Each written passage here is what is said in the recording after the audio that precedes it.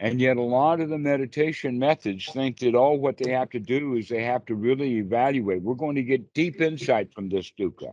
And so they practice a dukkha, inspect the dukkha, look at the dukkha, dig it up, pay attention to it, get really involved with it. There is a nugget in there of wisdom someplace if you only get into it. It's almost like a child in a big 55-gallon barrel of horse manure, throwing horse turds out, saying, yippee, there's got to be a pony in here someplace.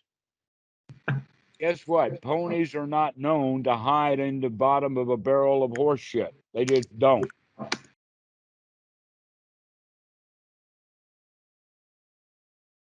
Tyler, today we will be discussing, gosh, it hadn't started. Yeah. So today we'll be discussing the very basic understanding of a teaching of the Buddha called Paticca Samuppada. Paticca Samuppada means dependently originated. And basically what the teaching does is that it teaches how the mind works. It's basically kind of a map to how the mind works. If so that you can, with the right skills, including this map, begin to understand how the mind itself works. And part of the understanding of how the mind works is that the human being lives in that mind. They do not live in reality, that there is a process. And so basically we can talk about it from the perception, this word, let me use this one word, seeing. Seeing is a form of consciousness. An example is I can see the light, I can see the shapes, I can see the forms. And when I say I see a tree, that's moving away from actually what is seen into what is perceived. And when I say I see what you mean, then that's all a mental construction. So when we live in reality, we live in a reality that we see, but in order to understand that reality, we add our own past experiences to it to come up with an internal representation.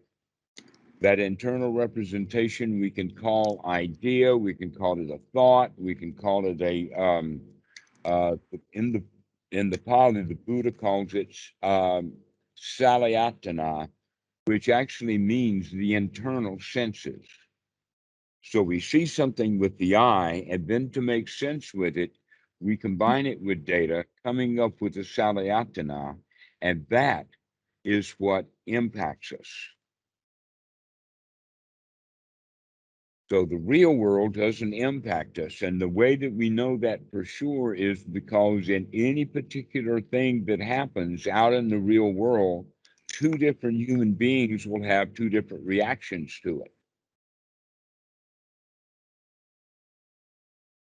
Okay. Let me give you some examples of that. A plane crashes, and one guy jumps up and down for joy because it was his enemy that was in the plane. Okay, this is what I'm getting at. Another example, a guy is walking down the street, he's dressed in a particular suit or uniform, and two people are having a conversation across the street, and they see this guy over there. Neither one of them knows him personally, but both of them will have a reaction to the suit that he's wearing or the clothes that he's wearing, depending upon what it is. It might be a Gestapo uniform, and people have different reactions to that. It might be a nun's habit. And one's a Catholic, and the other one was raised in Catholic school and is not a Catholic, and so he hates the nun's outfit. Okay, so this is the whole idea that we have, is that we don't live in reality. We live in a constructed reality that's mostly constructed out of past experience. That we recognize that nuns have it from our past, or the Gestapo uniform. We recognize that from our past. Or it could be, in fact, men in black kind of suit with dark glasses and a black suit. And the guy's walking down the street, and two people have a different reaction to him. One of them runs to him, and the other one runs away from him. So when we understand that no one lives in a real reality, because if we all lived in reality, then we would all have the same views and opinions about everything, which would be real. We would be in fact, in the reality of it. But we don't live in a reality. We live in a constructed reality, and that constructed reality is constructed with a key ingredient. It's called ignorance. We never have enough information to adequately assess a situation. That always things are new. And because of that, the part of the delusion is not the real ignorance, is that we are deluded to think that we know when in fact we don't know. So when we hear about ignorance, when we hear like, if Buddha were to talk about ignorance, which ignorance would he be referring to? Would he be referring to our own ignorance of thinking that we know things we don't know? Or is it about the basic? Actually, the problem is in translation. Of course. Using the word ignorance is the problem. The Pali word is ajiva, and that word means not knowing, but it can also mean knowing not, or knowing wrongly. Okay. In that regard, we can use two words now to talk about it. One would be the word ignorance, and the other one would be the word delusion. My example is you get up in the middle of the night, you go to the bathroom, you don't turn the lights on because you know your way to the bathroom, and on the way to the bathroom, you stub your toe, and it hurts. Now, did you stub your toe out of ignorance, or did you stub your toe out of delusion? Would that be delusion? Absolutely, it was delusion.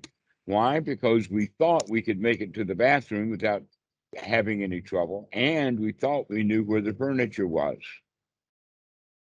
Ignorance is that I know that it might be dangerous. I should turn the light on so I can see where I'm going.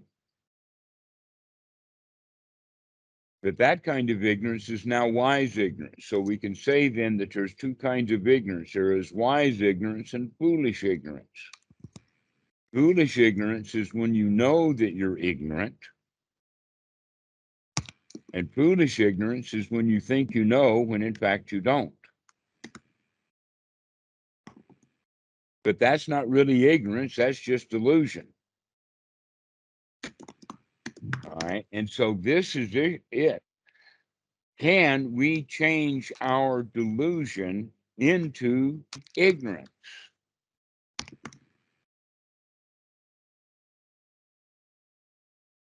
How do we do that? Is with investigation. Without the investigation and we think we know, we're deluded. If we investigate and we find out, then we know because of the investigation. But if we make an investigation and we still don't know, now that's still wise ignorance, because we've done the investigation and we still don't know, and we can come to the conclusion, I don't know, rather than making up something, which is what we do with delusion. So this is where we're looking at it. We can look at it from delusional and learn something, or we can use the more simplified word. Actually, it's almost a kindness to call delusion ignorance. But in fact, the real issue is that it's not the second noble truth. The cause of suffering is not greed, ill will, and ignorance. It's greed, ill will, and delusion. Okay. Because the greed that we have is delusional greed. We think we were, greed, and as an example, when we want something really badly, the delusion is that I need it. The delusion is that I'm not whole. The delusion is I'm not good enough. The delusion is I will be better if I get what I want. I will feel better, etc., like that. That's delusional. Because getting what one's want does not make one feel better. Once you get what you want, now you've got to protect it. Other people want it too, and they're going to try to take it from you. Or time will rust it out. So thieves can come, rot can happen, all kinds of things. And so now that we've got it, we have to keep it. And we will eventually not be able to keep it, and we'll lose it. And when we lose it, we feel bad. So much for the greed and getting what we want, and thinking that greed and getting what we want is going to make us happy, and it doesn't. That's delusional.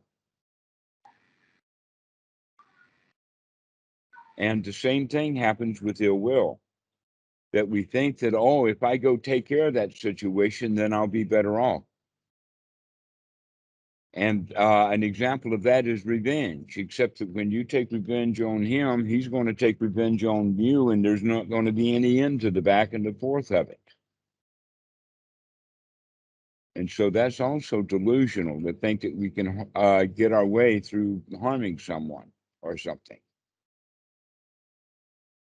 A very easy example. Sitting in meditation, the mosquito comes and bites the arm. And now we've got an itching sensation on the arm. The delusion is, and it comes instantly, that instant delusion is scratching it, thinking it'll feel better if I scratch it. Guess what? Not only does it not feel better by scratching it, but it disrupts the skin around it and makes things worse. That the best thing to do with the mosquito bite in all cases would be to gently put some salve on it, to take care of it, to nurture it, rather than clawing at it. I don't like it. So that's an example of delusion there, is not liking a mosquito bite and making it worse by scratching. That in fact, it's a national tendency here in Thailand, just on the side, to cut the fingernails very, very short so the kids can't scratch.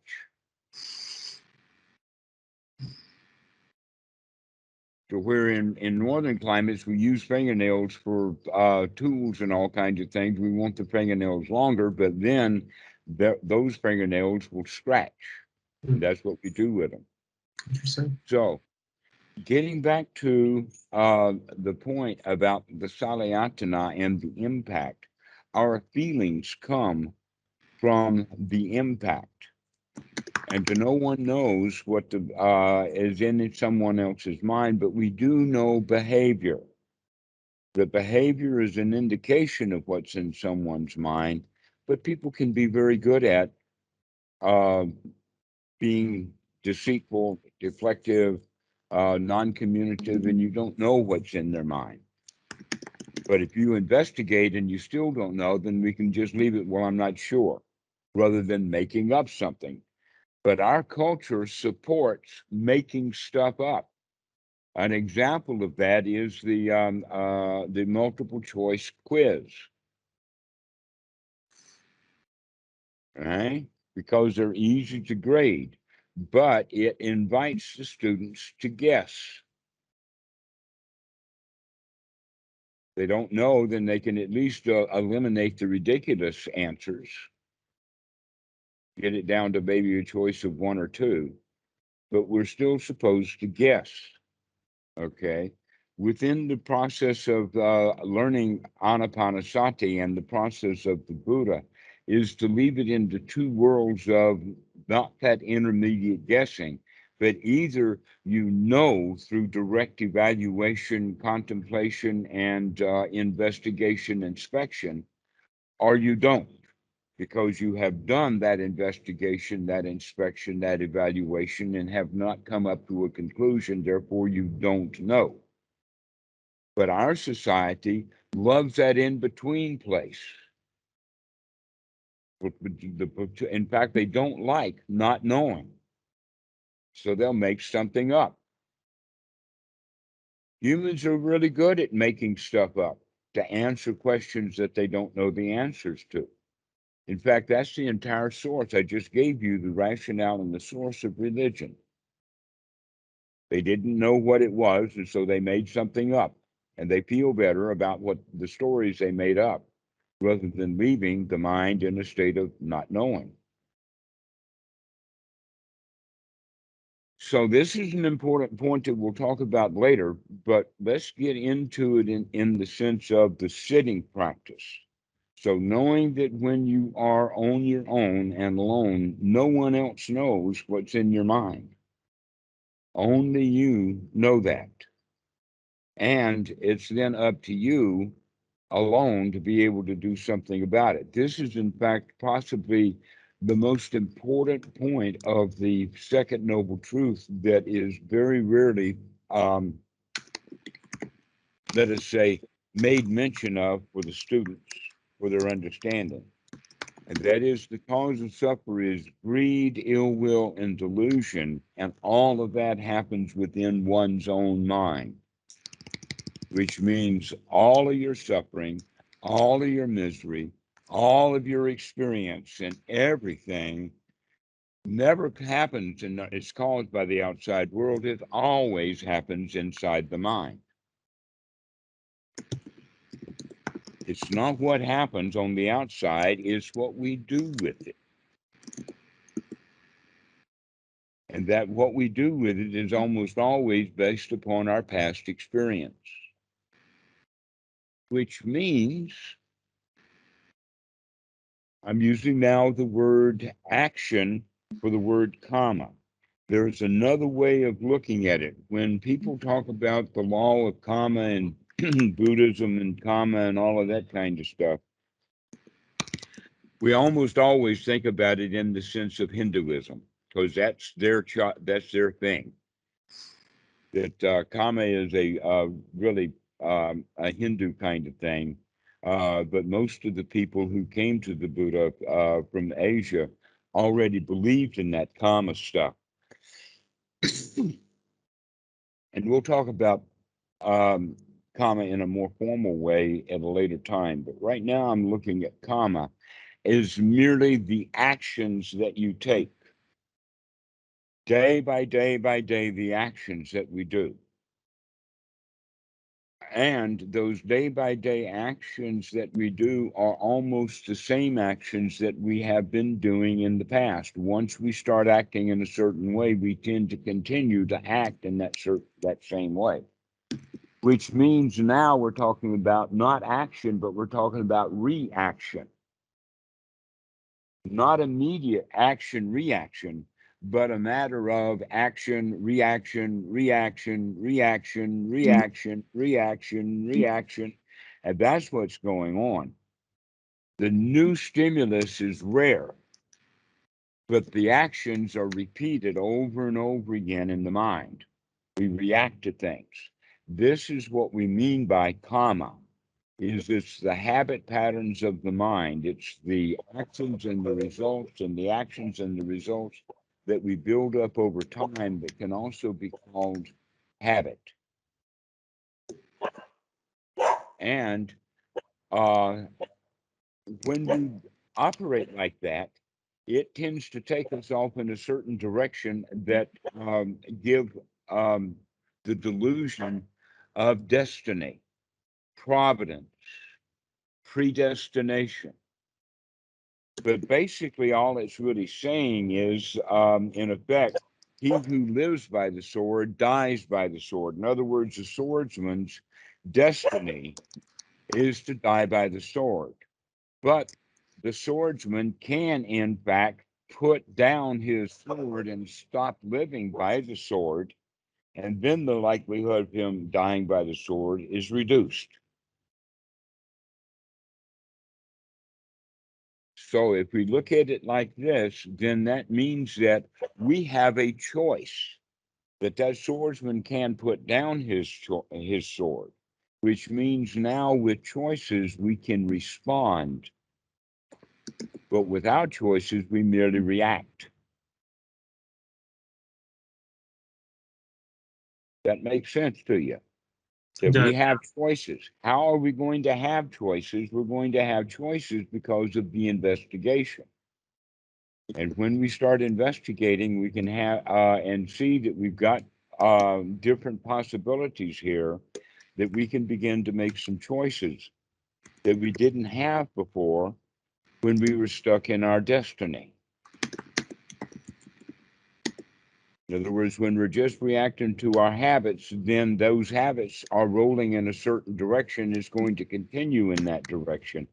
This is what is part of Newton's laws of thermodynamics, in the sense of inertia. Once something gets going in a certain direction, it's going to continue to go off in that direction. So we're going to have to take some effort, some right effort, to nudge the direction that our mind is normally traveling in. This is a big point, that we have to start making some changes. And this is where the Eightfold Noble Path comes in. This is a method to make changes in the mind. This is right view, right action, right effort, right sati, and right attitude. So that we can use these tools to make these changes in the mind so that we can live a life that is not bound by the destiny that we thought it was. That we have actually a new way to do. Now, we can also say it this way. This is the way I like to say it. And that is that each individual one of us has been spending their whole life talking themselves into feeling bad. Now it's time to talk yourself into feeling good. The question is, how good can you feel? The question is, how do you want to feel? This is a good question to ask. How do you want to feel? Because most people don't even think about how they want to feel. They just feel the way that they feel because of their habits. And so if they had a reaction to something last time, then that same kind of thing happens again, they're more than likely to respond to it or react to it in the same way. But there is a possibility that they don't, and that is the possibility that they can develop some skills. The skill then is to not behave the way that we behaved last time, that we can behave in a new way instead. And so these are why we call these skills to be developed: the skill of right view, and the skill of sati, the skill of right effort, and the skill of right attitude. And we're going to develop these skills with Anapanasati. And so the sequence of event that happens in the mind, it's important to talk about the sequence of events that happen in the mind is a natural thing, as opposed to Anapanasati is normally taught in an organized way, according to the Satipatthana, where you have the body, the feelings, the mind, and the mind's objects. But it's not possible for you to practice that way. The way that you would think that I just mentioned, that the guy can bring his body into the meditation, and his feelings, his mind, and his mind objects can stay in bed, and he can do a 10-day retreat with body only. But that's not possible. We got to take the whole show in there and work with the whole show in a natural kind of way. And yet a lot of people try to practice Anapanasati that way. In fact, the Goenka method is set up that they do three days of step one, And then the next 7 days is step 3, and that's all they do. That's the entire Goenka course. There's nothing more to it than that. I know, because I did more than 30 of them. So, the right way of looking at Anapanasati is according to how the mind works, especially if it were working correctly. And so with right sati, the wake up then is to do the investigation. The investigation then would be step 9 of experiencing the mind, understanding the mind, knowing the mind, looking at what the mind is doing. And at that particular point in time, step 10 of Anapanasati is then to gladden the mind. Now, what that means, the way that it's stated, is actually dealt with in depth in other suttas. And that is that gladdening the mind means that we're going to take unwholesome thoughts, the kind of thoughts that we normally have, and evaluate them to see whether that thought is really worth having right now. Is this the best kind of thought that I could have, or is this just an ordinary or a junk thought, or just thoughts of harm and ill will and greed and all of that? So we begin to look at the thoughts that we have with the idea that we're going to change the mind. By gladdening the mind, we're going to lift it up. We're going to take it out of the unwholesome and put it into really wholesome states. And so this is one's right effort. One's right effort is to change what's in the mind, to change the mind, to change the thoughts, to change the focus, to gladden the mind, and basically to talk yourself into feeling good. You've been talking yourself into feeling bad with all of these unwholesome and negative thoughts your whole life. Now it's time to talk yourself into feeling good. This is the practice of Anapanasati, is to talk oneself into feeling good. And so we use right effort in 2 major ways here. One right effort is to make sure that we're breathing well, long, deep in-breaths, natural, relaxed. Some students will say, after I do that about 20 minutes, I get really tired. The answer is, well, you're working a little bit too hard then. And there's also the possibility that people have not been breathing well their whole lives. And so starting to breathe well is a new kind of exercise. So you could experience maybe a little bit of tiredness. That's okay. But just make sure that we were just starting to talk about one's right effort for breathing. One's right effort for breathing is to breathe long, but not too long, just a little bit of effort, just to make sure that the breath is long and deep, but easy going, because we're looking for relaxation. So we're not looking for a heavy breathing. We're looking for a very light, easy, but long, deep breath. All right. So with that long, deep breath, we relax the body and we're relaxing the mind. And the relaxation in the mind means that we're coming out of all the turmoil of all the thoughts that we have, basically like having something on your mind. Well, what we're going to have on our mind is something very lightweight, something easy. Like everything is all right, no place to go, no problems, no worries. These are thoughts of gladdening the mind. And we want to keep gladdening the mind this way over and over and over again, because what are our options? To go back into the ordinary junk thoughts. Now, some students will ask me, well, what's the difference then between an unwholesome and a wholesome thought? Just as we started talking about it in this, that's actually up to the individual student to figure out for himself what is wholesome and what is not wholesome. There are some general guidelines that we can go on, but basically the investigation will then be what we use. as our determination, so that as the skill uh, improves, when our investigation improves, what that means is that our discernment about what is wholesome and what is not wholesome grows. We get very good at it. But there are some indications that we can use about what is wholesome thought and what is not wholesome thought. An example is the kinds of things we know are unwholesome are things that don't exist.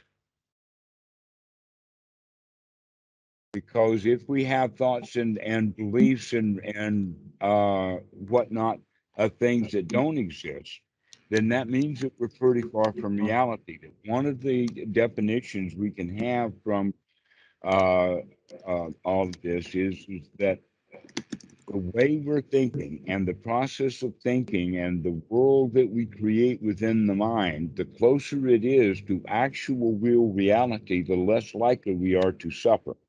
And the further our thinking process, our mental reality on the inside is away from and different from actual real reality, then the more likely we are to suffer.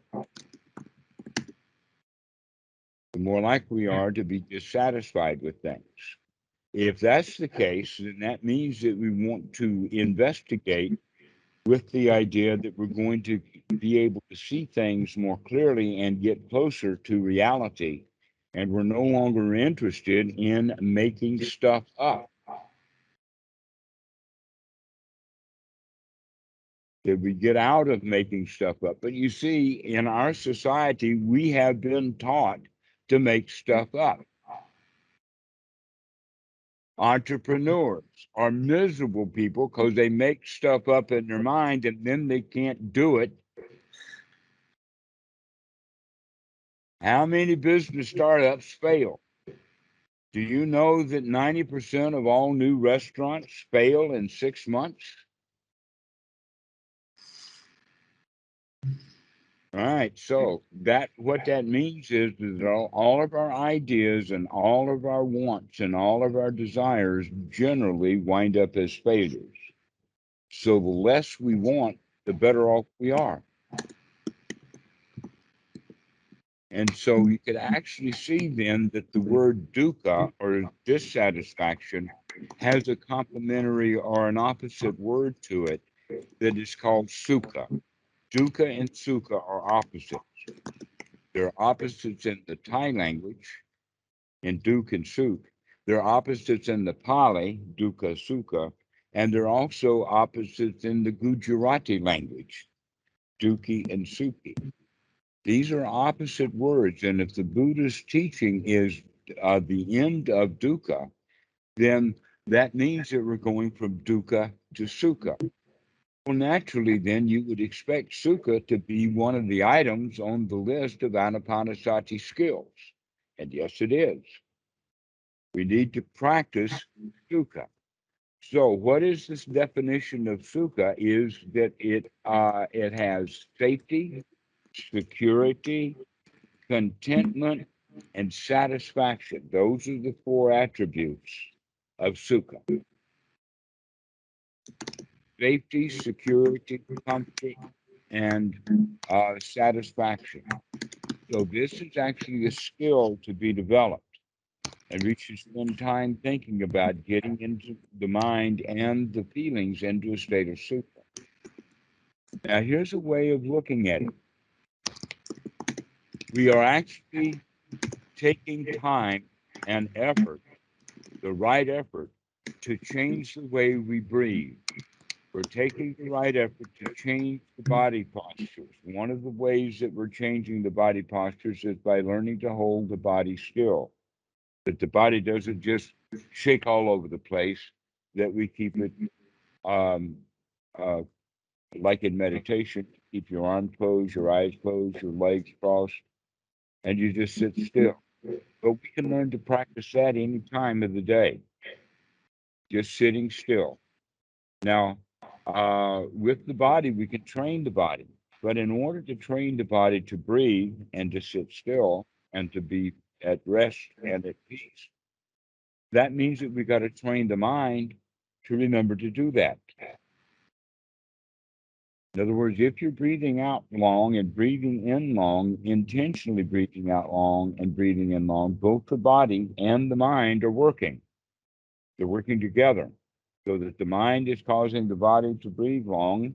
So in fact, what's happening is the student is controlling both the breathing and the mind. In order to control the breathing, he also is controlling the mind. Isn't that interesting? So now we've got two of them going.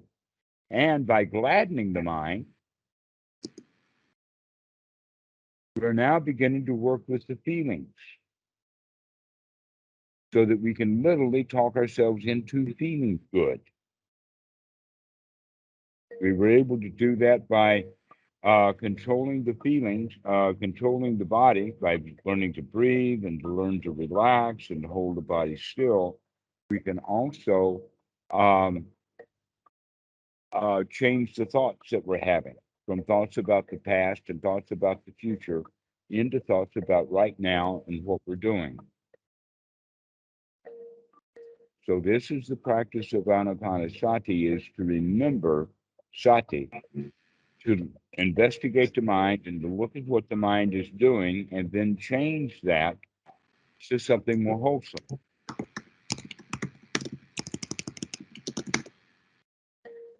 So we're always looking for going with the mind into a wholesome state, to gladden the mind, to brighten it up. In fact, gladdening the mind is a very wholesome thing, to having words like, everything's okay, everything is fine, there's not a problem, no place to go and nothing to do, and the spring comes, and the grass grows by itself. These are wholesome thoughts. It's interesting to hear you say that, because a big shift in my practice has come recently by when I think of my sensations as like getting to know a friend. It makes it much. It's actually dramatically changes the whole experience of like feeling discomfort or previously negative sensations. And so that's interesting to hear you say that. Mm-hmm. That's exactly right.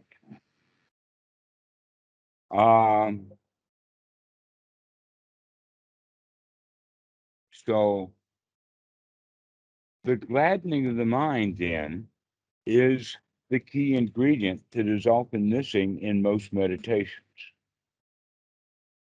The noting meditation, for instance, with the Mahasi or the choiceless awareness. In fact, the choiceless awareness crowd is the worst of all because they are choicelessly staying stuck in hindrances. They are choicelessly just doing what they've always been doing. Except that now they're adding awareness to it, which means that now they have to deal with their dukkha at a different level than they used to. And so more than likely, they're going to be spiraling down because they're getting in touch with the dukkha without actually doing anything to remove it. And in fact, there is a usefulness for choiceless awareness, and that would be to actually a good way of talking about it would be, have you ever heard of the AA prayer? It's normally known as the AA prayer. Right. And here's the point about the choiceless awareness is that they don't know the difference between what they can change and what they can't change.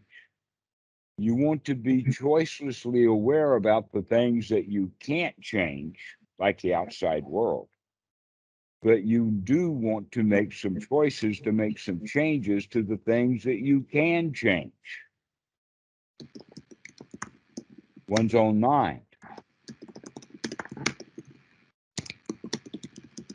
And so this is the way that we want to practice, is that we're actually going to do it with the intention of making some changes. Because your only option is to continue to react, which means take the same actions over and over again and all the bad feelings that are associated with them. But now we're going to begin to change because we have choices now. And always the choice would be dukkha, or sukha? Which are you going to choose? You're going to choose to be dissatisfied, or you're going to choose to be satisfied. Now, this satisfaction, that sukha, that's an amazing state. To be in a state of satisfaction means basically that you're not afraid of anything. If you're afraid of something, then you're not satisfied with it. But if you're satisfied with it, then you're not afraid of it. Some people think that, in fact, that what their job is with meditation or whatnot is to become enlightened. But they don't even know what that is. That, in fact, the word enlightenment is part of Western delusional systems. They've made it magical. They put it way high up there. That, in fact, the Buddha has come to the West as a religion rather than as a practical means of getting the mind in a state of satisfaction. But this word enlightenment then is way, way up there. They put Jesus and Buddha and God and enlightenment and all that stuff way out of reach, making it magical, to where really enlightenment in a practical level would be just being in a state of satisfaction. And then somebody will say, oh no, enlightenment is not satisfaction, and if satisfaction is not enlightenment, that you could, satisfaction is what you want to do, but enlightenment is what you're going to get eventually someday. Well, let's look at this. And that is that if I'm completely satisfied right now, if I'm completely satisfied, then why should I want anything else like enlightenment? And if enlightenment is not satisfaction, then if I'm enlightened, that means I'm not satisfied. That still sounds like dukkha. So a better way of looking at all of this is that we're not looking for enlightenment at all, because we don't even know what that word means. And in fact, it's not even a Buddhist term, it's a Western term. So let's not look for enlightenment. Let's look instead for satisfaction. And part of that satisfaction is also to be awake to the satisfaction, that we know we're satisfied. And so this is the first goal that we can practice with. This is where you want to practice, is to remember to change what your thoughts are so that you can gladden the mind. And by gladdening the mind and taking deep breaths, we begin then to develop the feeling of sukha. Many ways we can do that. An example is that we can look around the room and say, you know, there's no alligators, there's no crocodiles, there's no vultures on your couch, there's no mafia bosses ringing you on the phone, the SWAT team is not breaking in. In other words, everything that's happening right now is completely safe. And we need to tell ourselves that things are safe right now. There's no reason to feel afraid. We need to nourish ourselves that way. But if we have critical thinking, then we can say, oh, but that can go wrong, and this can go wrong, and there's a hole over there, snakes can crawl in, and that door needs to be fortified because the SWAT team may try to break it down. And you hear what happens with critical thinking then is that it brings up fear. That, in fact, another way of thinking about it is that the critical thinking that is so important and well taught in the West is actually just another definition of the second noble truth. It's critical thinking. Why do I say that? Well, if we look at the original part about the second noble truth, it's greed and ill will. Well, critical thinking means I'm criticizing this. This is better than that. This is good. This is better. That's best. And we're doing all these comparisons and all of these judgments. That's what critical thinking is built into. It's not real investigation, it's being critical. And because of that criticism, we're absolutely putting in false dichotomies about what's better and what's best because we choose the criteria to make that decision. Okay, in other words, one thing is not necessarily better than others. It depends upon what value system you're using to judge it. And when we recognize that I am using value systems, then I can stop using the value systems and start just seeing things the way they are without judging them. This is what we mean now in coming out of critical thinking into nurturing thinking. The nurturing kind of thinking is everything's okay, everything's fine, there's no problems, no worries, and we can start to have the kind of thinking then that leads us into being in a really good, comfortable state, which then would be one wholesome thought after another wholesome thought after another wholesome thought. This is the actual practice that noting method misses, which means then that there's no possibility in this method of a dark night of the soul, or no possibility of misery, disgust, despair, because when those thoughts come in, we recognize them as hindrances and we just throw them out. And we come back into a state of everything's okay, everything's fine, no problems and no worries.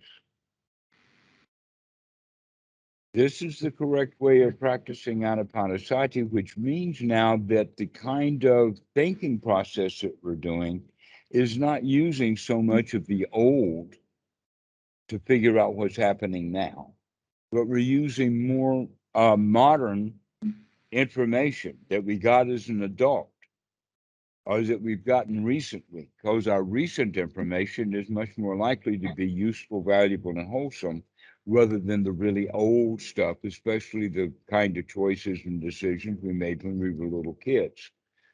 When we were little kids, we were obviously victims. Now you're no longer a victim, except when you're a victim in your own mind. But you're not a victim in your own mind when you're a winner in your own mind,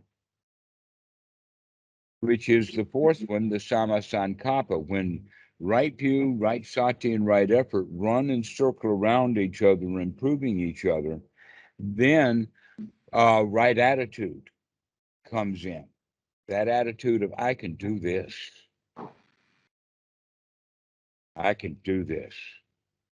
No matter how obstructed my mind gets, no matter how many alligators I can dream up, I can throw all those alligators out and come to a nice, steady, easy place. That's all there is to it. Just changing what's in the mind from unwholesome to wholesome. This is the major teaching of the Buddha that is often missed in Western Buddhism, is that ability to change the kind of thoughts that we have and the kind of feelings that we have so that you can feel the way that you want to, because you can talk yourself into it.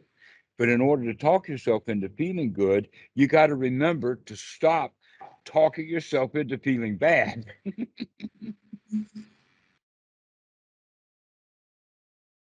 And so this is the basic practice.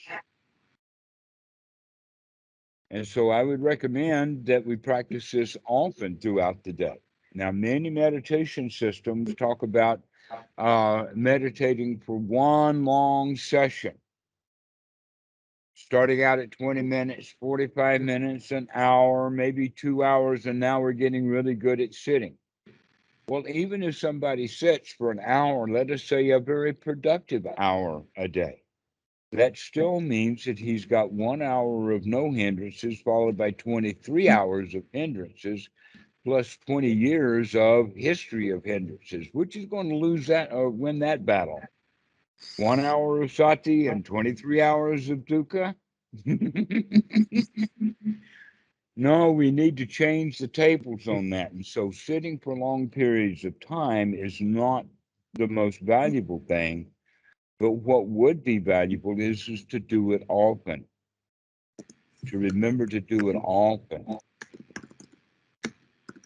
That it's not about just sitting or retreat or something, but we also have to spend enough time to be able to get ourselves into a really good state.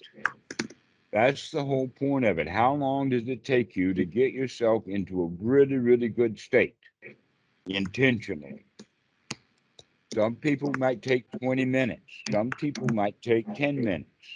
I would recommend that we start with probably 15. So we would do 15-minute sessions, or maybe 10-minute sessions after you get started with 15-minute sessions. And so you can actually do 4 15-minute sessions a day. The best time to do it is when you first wake up in the morning. As soon as you wake up, before you get out of bed, that's a good time to pay attention to your posture, to pay attention to the breathing, to let the body just relax, and have good, wholesome thoughts like, today is going to be a really okay day. Everything's going to be okay today. There's not going to be any troubles, no worries, no problems, no hassles. Everything's all right. Got no place to go and nothing to do. And so my life will be a joy today. Even while you're still laying down. Even while you're still laying down, before you ever get out of bed, you can spend 10 or 15 minutes just enjoying being alive. Wow, what a nice feeling this is. And then you can do the same thing when you go to sleep at night, or let us lay down in the bed to go to sleep. But most people go lay down to go to sleep, actually putting themselves under pressure. Oh, I've got work to do tomorrow. I've got to think about this and that and all of this kind of stuff. And because of all that kind of thinking, they set themselves up for a lot of dreaming. And the dreaming is not as restful as real deep sleep could be. And so practicing Anapanasati before you go to sleep would be something like, wow, I got no place to go and nothing to do for the next 8 hours. I can just lay here and enjoy the night. Wow, this feels so good. And then we can just relax and relax and relax and go off into sleep without a care in the world. And so this is the way to practice it, Anapanasati, as you're going to sleep at night.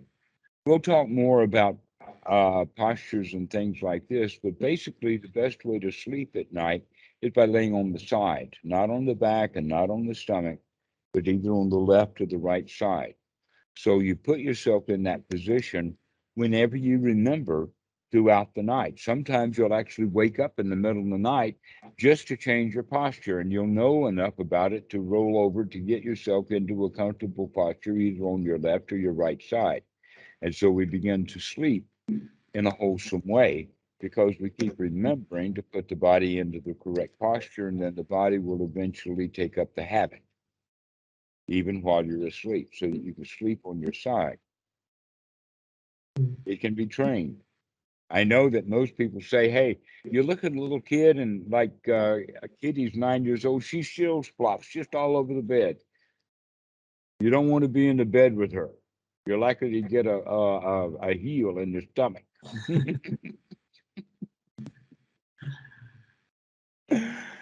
But as an adult, we can begin to monitor and pay attention to what the body is doing, calming the body down and putting it into a posture. And so this is a way of practicing. You can also practice in more formally for a 15-minute session. But the important point is in this 15 minutes that you're going to get yourself into a really, really good, peaceful, comfortable, relaxed, happy state over and over again. And then that sankappa will grow in the sense of, hey, I could do this. I could do this. I can make myself feel good anytime I want to. So this is the way to practice. 4 times a day, 6 times a day for 10 minutes, something like that. But the important thing is that we have to have the view or the opinion. One's right noble view is this technique works and is worthwhile having, and that we will build enthusiasm for doing this. We become enthusiastic for doing it in the morning. We become enthusiastic for doing it at night. We become enthusiastic for doing it throughout the day. To keep practicing and keep practicing because we really like the fact that we can get ourselves into a really good state. So this goes back to that teaching that this is good in the beginning, it's good in the middle, and it's good in the end. And yet many, many people with meditation, they struggle with it. They sit too long, they work too hard, they want too much out of it. And because of that, it's not very wholesome for them. But if we look at that point that the Buddha made, that this stuff is good in the beginning, that means that we have to practice in a way that we're getting good, valuable fruit, good benefits, good results.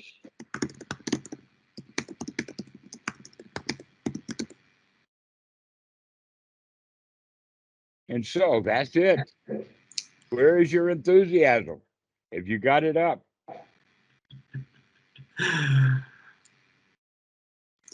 Yeah, and I think that was like a big way that I wasn't practicing before. With noting, it became very, very miserable for sure at certain points. And I had a question about the Anapanasati, because it's a little bit different from how I had been practicing, particularly focusing on your breath, or intentionally manipulating your breath. And so I was wondering, as other thoughts arise or feelings, even if I would consider them maybe wholesome, right? If I can be totally present with those thoughts or feelings and perceive them maybe in a neutral way, sometimes they may not be strictly the breath, right? Like for example, when I exhale, I could feel the sensation of my weight on the ground, right? That's I'm assuming that's still fair game in Anapanasati, even though we're focusing on the breath. I can still bring in other sensations as they arise. Actually, Anapanasati, in each one of the stages, or maybe we don't use the word stage because that gives the idea that that they come in a particular order, but rather each aspect would be a better way of saying it. Each aspect of Anapanasati is to be done in the way of practicing it to develop it as a skill while we maintain sati of the breathing. Okay. Now, here's how that goes, that a breath is a certain period of time. Short breathing would be, or ordinary breathing would be at about 20 breaths a minute. That's a good benchmark. 20 breaths a minute means that people are breathing in and out in about 3 seconds.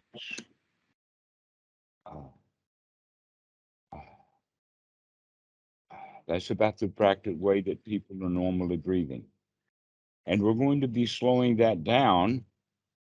And one way that we could do it would be going to a 4-4-2. 4 on the in breath, 4 on the out breath, and then 2 wait, and then 4 on the in breath, 4 on the out breath, and then 2 wait.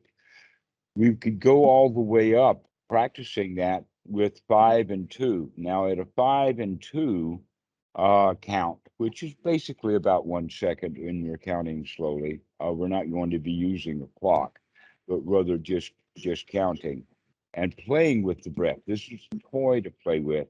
Then at 5 and 2, that's the count of 12. That means we're down to 5 breaths a minute. That's 4 times as slow as normal breathing. In fact, a 4-4-2 is 10, which would mean now we're down to 6 breaths a minute. So slowing the breathing down gives us an opportunity while we're breathing in an in-breath and in an out-breath. A whole lot of stuff's going to be happening. There's going to be a lot of thoughts going on with an in-breath and an out-breath. And that by what we mean by sati means is that the sati is with an in-breath and then sati with an out-breath, which means then that we're actually practicing sati twice on every breath. This is the sutta is stated this way because of the power of sati. So we want to then bring sati to make sure that that breath is long, deep in breath. But while we're taking that long, deep breath, we could do an entire inventory. We can gladden the mind. We can say things like, wow, this is a really good breath. Okay. We can actually feel that this is a really good breath. We can experience sukha in that in-breath.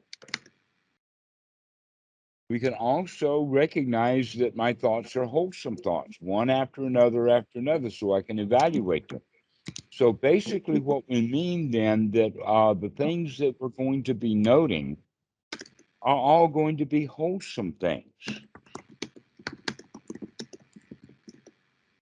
What is wholesome? One wholesome thought after another, applied and sustained thought. What is wholesome? Sukha. How is my sukha? When my piti, when my attitude gets strong with the wow feeling, wow, we can do this. Wow, everything is really okay. Now that's also a skill to be developed. We'll talk about that later, but it's still something that can be experienced well while we're on the in breath and on the out breath, in the sense of, wow, this breath really is a good in breath. And now we've got piti and sukha and gladdening the mind. We've got these things going and we're doing it while we're breathing in. And then we can do it all again while we're breathing out. And so there's actually quite a lot to be paying attention to and a lot going on. Or for a few breaths, we can practice just working on an in-breath with sukha. We can work with fearlessness. Wow, everything is great and there's no dangers as I breathe in. And wow, there's really everything is great and there's no dangers as I breathe out. And so these are the way that we practice. We're looking for wholesome things. Eventually, we'll look at other things like feelings, not just the piti and the sukha, but feelings in general, that feelings are created through perception. And so we begin to look at perception. This is a little bit further beyond than what we're going to do today, but basically what I'm pointing out is that when we have the mind in a really wholesome state, then there is a lot to note, but it will all be wholesome. And we will not be noting things that are unwholesome because they're not there to be noted. They're not there to be investigated.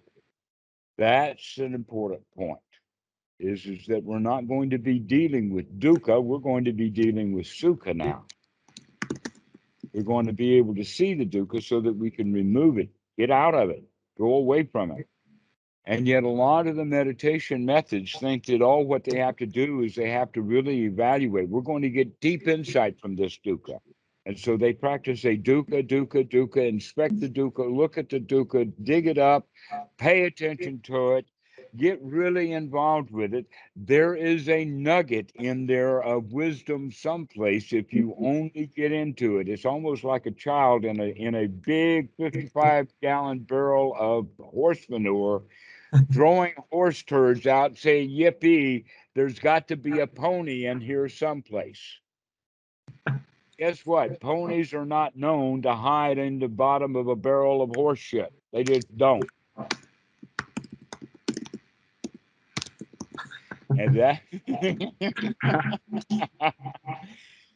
there is not going to be any joy at the bottom of the dukkha. Therefore, we do not need to spend any time with dukkha at all after we recognize it for what it is. Dukkha, is unsatisfactory, is unwholesome. Out it goes immediately. So that now we've gotten the mind into a state that's only wholesome. And so now we're going to investigate and only find things to note that are wholesome. And so this is the practice. And so you practice like that for a few days and then call me and we'll talk a bit more. But this is the basic place to get started. Sounds good. Sounds great. Well, Absolutely. thanks again as always. And yeah, always looking forward to seeing you next time. Okay. Well, we'll finish now and we'll talk to you later. All right. I'll see you later. Bye. Bye-bye.